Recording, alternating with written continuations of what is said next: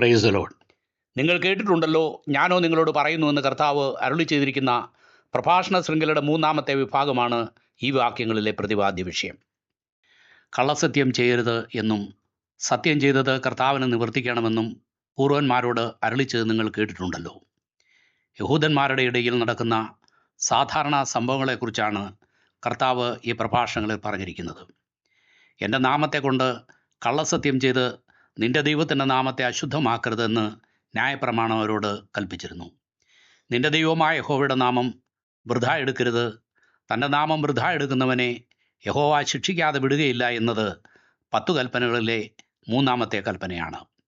കാലക്രമേണ ബഹുഭൂരിപക്ഷം യഹൂദന്മാർ വേഷത്തിൽ യഹൂദനും പ്രവൃത്തിയിൽ വിഗ്രഹാരാധികളും ആയി മാറിയിരുന്നു. അവരുടെ വാക്കുകൾക്ക് സത്യസന്ധത ഇല്ലാതെ വന്നു. തങ്ങളുടെ ആവശ്യാനുസരണം വാക്കുകളുടെ സത്യസന്ധത ഉറപ്പിപ്പാൻ യഹോവയുടെ നാമത്തിൽ അവർ ആണയിടുവാൻ തുടങ്ങി. ആരെങ്കിലും യഹോവയ്ക്ക് ഒരു നേർച്ച നേരുകയോ ഒരു പരിവർജന വ്രതം ദീക്ഷിപ്പാൻ ശപഥം ചെയ്യുകയോ ചെയ്താൽ അവൻ വാക്കിന് ഭംഗം വരുത്താതെ തൻ്റെ വായിൽ നിന്ന് പുറപ്പെട്ടതുപോലെയൊക്കെയും നിവർത്തിക്കണമെന്ന് മോശ കൽപ്പിച്ചിരുന്നു. യേശുക്രിസ്തുവിൻ്റെ കാലഘട്ടമായപ്പോഴേക്കും കപടഭക്തരായ ശാസ്ത്രിമാരും പരീശന്മാരും മന്ദിരത്തെ ചൊല്ലിയും യാഗപീഠത്തെ ചൊല്ലിയും സ്വർഗത്തെ ചൊല്ലിയും ശപഥം ചെയ്യുകയും യഹോവയുടെ നാമം പ്രത്യക്ഷ അതിൽ ഇല്ല എന്ന കാരണത്താൽ ആ ശപഥത്തിൽ നിന്നും കൗശലപൂർവ്വം ഒഴിഞ്ഞു മാറുകയും ചെയ്തു പോന്നു.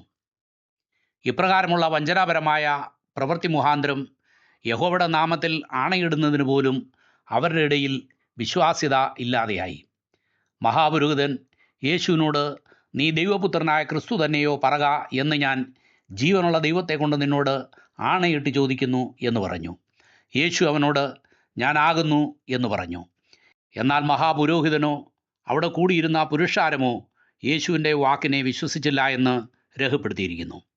ഇപ്രകാരം ആണയിടലിൻ്റെ വിശ്വാസ്യത അവരുടെ ഇടയിൽ നഷ്ടപ്പെട്ട സാഹചര്യത്തിലാണ് ഞാനോ നിങ്ങളോട് പറയുന്നത്, അശേഷം സത്യം ചെയ്യരുത്, സ്വർഗത്തെ കൊണ്ടരുത്, ഭൂമിയെ കൊണ്ടരുത്, യെരൂശലേമിനെ കൊണ്ടരുത്, നിന്റെ തലയെ കൊണ്ടും സത്യം ചെയ്യരുതെന്ന് കർത്താവ് പറഞ്ഞിരിക്കുന്നത്.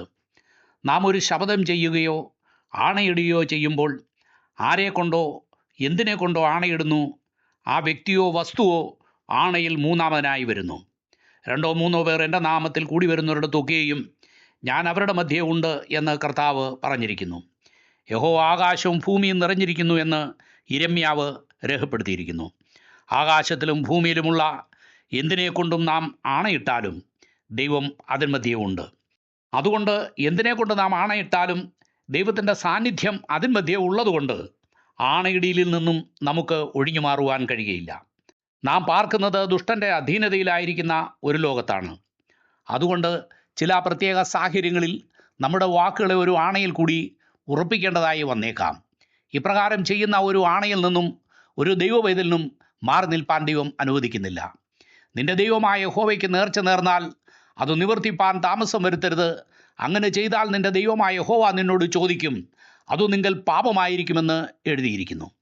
പുതിയ നിയമത്തിലും പ്രത്യേക സാഹചര്യങ്ങളിൽ ശപഥം ചെയ്യുന്നതായി വിശുദ്ധ ബൈബിൾ വെളിപ്പെടുത്തിയിരിക്കുന്നു.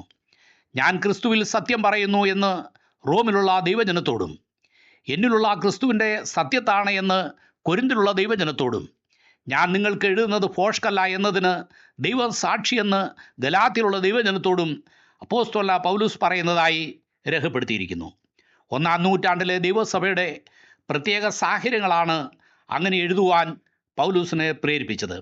എന്നാൽ പുതിയ നിയമ വിശ്വാസികളായിരിക്കുന്ന നമ്മുടെ ജീവിതം ഭവനത്തിലും സഭയിലും സമൂഹത്തിലും സുതാര്യമായിരിക്കണമെന്നും നമ്മുടെ വാക്കുകൾ ഉവ്വ് ഉവ്വ് എന്നും ഇല്ല ഇല്ല എന്നുമായിരിക്കണമെന്നും കർത്താവ് ആഗ്രഹിക്കുന്നു. ഒരു ദൈവബദലിൻ്റെ വാക്കുകൾ സത്യസന്ധമായ തൻ്റെ ജീവിതത്താൽ ഉറപ്പിക്കപ്പെട്ടതായിരിക്കണം എന്നാണ് കർത്താവ് നമ്മെക്കുറിച്ച് ആഗ്രഹിക്കുന്നത്.